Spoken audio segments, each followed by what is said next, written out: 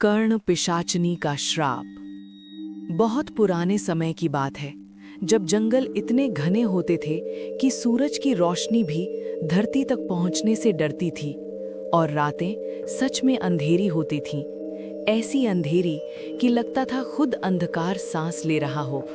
राजस्थान के एक दूरस्थ गांव में ठाकुर वीरेंद्र सिंह नाम का एक युवा जमींदार रहता था। वो बहादुर था, न्यायप्रिय था और अपनी पत्नी रूपा से बेहद प्रेम करता था। हवेली बड़ी थी, आंगन में पीपल का वृक्ष था और रात को दीपक की लौ में सब कुछ शांत दिखाई देता था। पर वीरेंद्र के मन में एक आग थी, सब कुछ जान लेने की आग। उसे भविष्य जानना था, लोगों के मन की बात जाननी थी, छुपे रहस्यों पर अधिकार चाहिए था। एक दिन गांव में भैरवनाथ नाम का तांत्रिक आया। उसका चेहरा झुर्रियों से भरा था, आंखें अंगारों जैसी लाल और गले में हड्डियों की माला।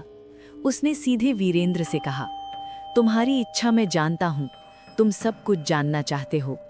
वीरेंद्र चौंक गया। तांत्रिक बोला, कर्ण पिशाचनी साधना करो, वो आत्मा तुम्हारे कान में हर रहस्य फुसफुसाएगी। रूपा ने ये सुना तो उसका चेहरा पीला पड़ गया। उसने हाथ जोड़कर कहा, ये मार्ग अशुभ है, कृपा करके मत कीजिए। पर वीरेंद्र की आंखों में अब केवल लालसा थी। अमावस्या की रात शमशान के पास पीपल के नीचे साधना शुरू हुई। चारों ओर राख, बुझती चिताओं की गंध और सन्नाटा। भैरवनाथ मंत्र पढ़ रहा था। अचानक हवा ठंडी हो गई, जैसे किसी ने सारी गर्मी खींच ली हो। दूर कहीं कुत्ते रोने लगे। तभी वीरेंद्र को महसूस हुआ, कोई उसके ठीक पीछे खड़ा है। किसी की बर्फ जैसी ठंडी सांस उसके कान को छू रही है। एक मीठी पर डरावनी स्त्री आवाज फुसफुसाई, मैं आ गई हूं। उसका शरीर पत्थर हो गया, आंखें खोलने की हिम्मत नहीं हुई। आवाज फिर आई, अब से हर रहस्य तुम्हारा होगा, पर मुझे भूखा मत रखना। सभी दीपक बुझ गए। अगले ही दिन चमत्कार होने लगे। वीरेंद्र बिना पूछे लोगों की छुपी बातें बता देता। खेतों में कहाँ पानी मिलेगा, किसने चोरी की, कौन झूठ बोल रहा है, सब उसे पता चल जाता। गांव वाले उसे देवता समान मानने लगे। पर हवेली के भीतर कुछ बदल रहा था। रूपा ने देखा कि रात को वीरेंद्र जागता रहता, धीरे धीरे मुस्कुराता, जैसे कोई उसके कान में कुछ कह रहा हो। जब वो पूछती, वो टाल देता। एक रात उसने साफ देखा, वीरेंद्र के कान के पास हवा अजीब तरह से हिल रही थी, जैसे वहां कोई अदृश्य चेहरा हो। धीरे धीरे वीरेंद्र उससे दूर होने लगा। अब वो हर बात उसी आवाज से पूछता। रूपा रोती, विनती करती, पर वो चिढ़ जाता। फिर एक रात वो नींद से चीख कर उठा। उसका चेहरा डर से विकृत था। वो कह रही है, वो भूखी है। कुछ दिनों बाद गांव से एक नौकर गायब हो गया, फिर एक चरवाहा, फिर एक बच्चा। कोई निशान नहीं, कोई संघर्ष नहीं, बस लोग गायब। गांव में भय फैल गया। रूपा का दिल बैठ गया। वो भैरवनाथ के पास पहुंची। तांत्रिक ने गंभीर स्वर में कहा, कर्ण पिशाचनी प्रेम नहीं करती, वो आत्मा पहले शक्ति देती है, फिर जीवन लेती है, अंत में साधक को भी अपना बना लेती है। रूपा रो पड़ी। उन्हें बचाने का कोई उपाय है, पर कठिन। साधक को स्वयं उसका त्याग करना होगा। अगली अमावस्या की रात हवेली में अजीब घटनाएं होने लगी।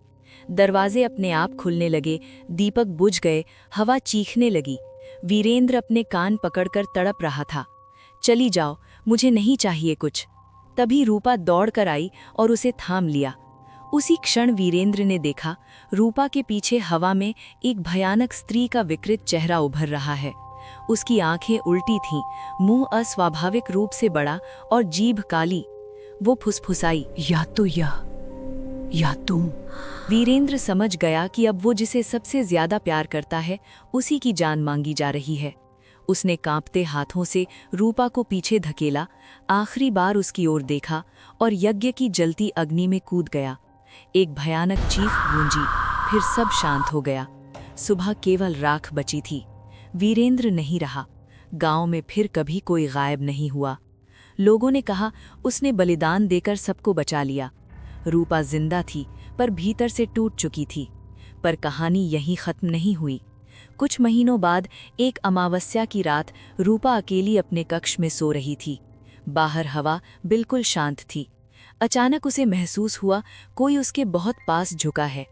एक ठंडी सांस उसके कान को छू गई।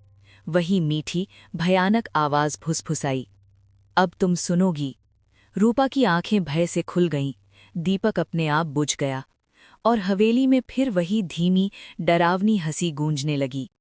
कहते हैं उस हवेली के पास आज भी अमावस्या की रात कोई नहीं जाता, क्योंकि जो भी वहां ठहरता है वो सुबह कहता है रात भर कोई उसके कान में रहस्य फुसफुसाता रहा, और कभी-कभी वो व्यक्ति भी कुछ दिनों बाद गायब हो जाता है। रात गहरी होने दो, जब सब सो जाएंगे तब मैं तुम्हारे कान में पहला रहस्य नहीं, आखिरी सांस फुसफुसाऊंगी।